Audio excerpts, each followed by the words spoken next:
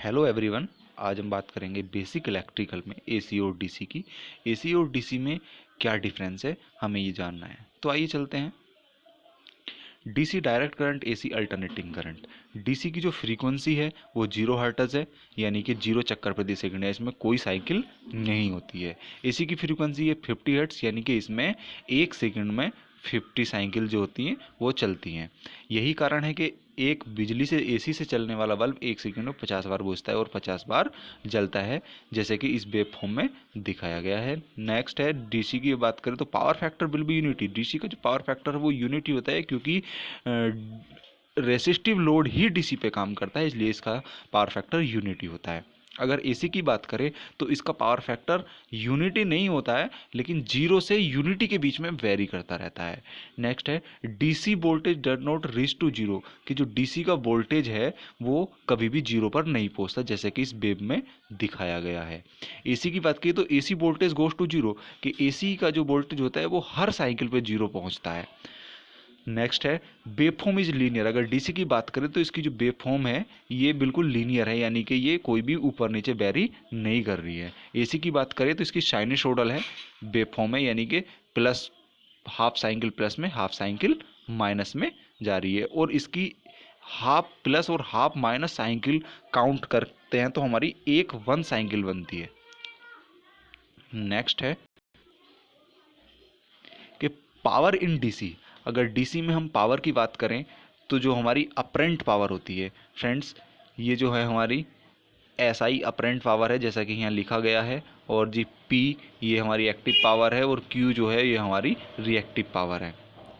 तो फ्रेंड्स ये जो हमारी पावर है कि जो डीसी में जो पावर होती है वो सिर्फ अपरेंट पावर होती है, क्योंकि पावर फैक्टर डीसी का 1 होता है। अगर एक्टिव पावर की बात करें तो ये भी हमारी 1 हो जाती है, यानी कि ये भी हमारी अपरेंट पावर के इक्वल हो जाती है। और जो रिएक्टिव पावर होती है वो 0 होती है, क्योंकि इसका पावर फैक्टर 1 होता है, तो इसलिए रिएक्टिव पावर हमारी 0 होती है। अगर एसी की बात करें तो एसी में अपरेंट पावर, एक्टिव पावर और रिएक्टिव पावर तीनों होती हैं। अगर लोड रेसिस्टिव है तो उसमें अपरेंट पावर होगी, अगर लोड कैपेसिटिव है तो उसमें एक्टिव पावर होगी, अगर लोड इंडक्टिव है तो उसमें रिएक्टिव पावर होगी। तो नेक्स्ट है फ्रेंड्स कि only resistive load can be. जी हाँ फ्रेंड्स, अगर डीसी की बात करें तो डीसी सिर्फ रेसिस्टिव लोड को ही ऑपरेट कर सकती है, क्योंकि एसी में जो होते हैं वो तीनों कंपोनेंट होते हैं आर एल सी, यानी कि रेसिस्टेंस, इंडक्टेंस और कैपेसिटेंस। और इंडक्टेंस कैपेसिटेंस का डायरेक्ट रिलेशन फ्रीक्वेंसी से होता है, जैसे यहाँ पे दर्शाया गया है। इसलिए इसमें तीनों प्रेजेंट होते हैं, और इसमें सिर्फ रेसिस्टिव प्रेजेंट होता है, क्योंकि इसमें फ्रीक्वेंसी 0 होती है। इसलिए अगर यहाँ से यहाँ देखें तो एक्सएल 0 हो जाता है और एक्सी हमारा इन्फिनिटी हो जाता है। तो इसके लिए इम्पीडेंस भी जो होता है इसका जेड इक्वस टू आर हो जाता है। तो इसमें सिर्फ रेसिस्टेंस प्रेजेंट होता है और इसमें तीनों पैरामीटर्स हमारे प्रेजेंट होते हैं। अगर इम्पीडेंस की बात करें तो डीसी का इम्पीडेंस इक्वल होता है इक्विवेलेंट रेसिस्टेंस, क्योंकि इसकी फ्रीक्वेंसी 0 होती है, इसलिए इसमें इम्पीडेंस जो होता है हमारे पास वो इक्विवेलेंट रेसिस्टेंस के बराबर होता है। अगर एसी की बात करें तो एसी का इम्पीडेंस में तीनों चीज़ें प्रेजेंट होती हैं, रेसिस्टेंस भी, इंडक्टिव रिएक्टेंस और कैपेसिटिव रिएक्टेंस, तीनों चीज़ें इसमें प्रेजेंट होती है, जैसा कि इस फिगर में यहाँ पे दर्शाया गया है।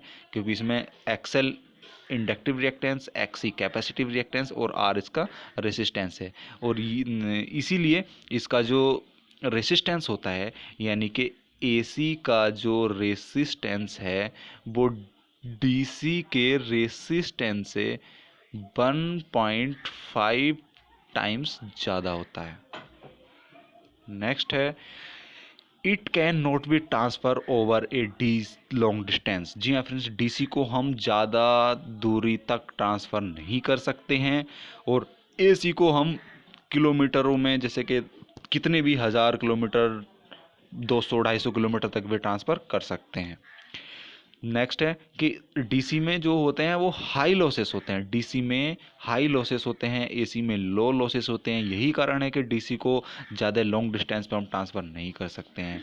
नेक्स्ट है डीसी कैन बी स्टोर्ड। जी हाँ फ्रेंड, डीसी को हम बैटरी में स्टोर कर सकते हैं, लेकिन एसी को स्टोर करने का ऐसा कोई इक्विपमेंट नहीं है। अगर एसी को सिर्फ हम डीसी में, एसी को डीसी में कन्वर्ट कर सकते हैं और उसे स्टोर कर सकते हैं।